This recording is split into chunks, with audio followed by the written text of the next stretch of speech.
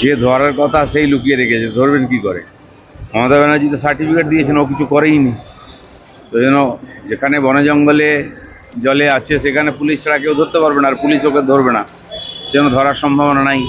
তাকে যিনি ধরবেন তিনি নিজেই লুকিয়েছিলেন, রাজীব কুমার, তিনি আবার পুঁইতে গেছেন ওনাকে। তো সেই জন্য রক্ষক যদি ভক্ষক হয়, রক্ষক যদি রক্ষক হয়, তাহলে তো বাঁচার আর ধরার কোনো সুযোগই নেই।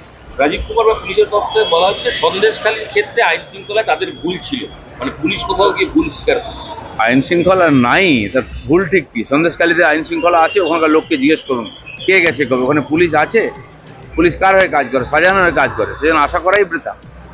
গতকাল আপনাদের রাজ্য সভাপতি গেছে, আপনি কি যাবেন?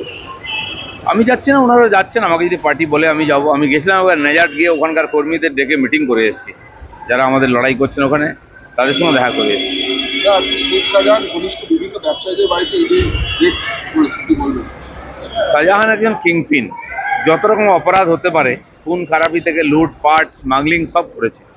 সেই জন্য তার সোর্স অনেক দূর, সেই টাকাগুলো তার ওখানে নেই, বিভিন্ন জায়গায় ছড়িয়ে পড়েছে, বিভিন্ন মাধ্যমে ইনভেস্ট হয়েছে।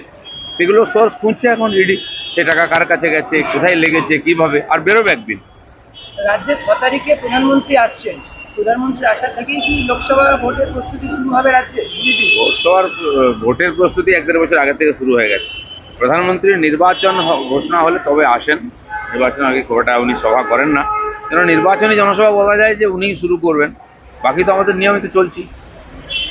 আমারটা ঠিক।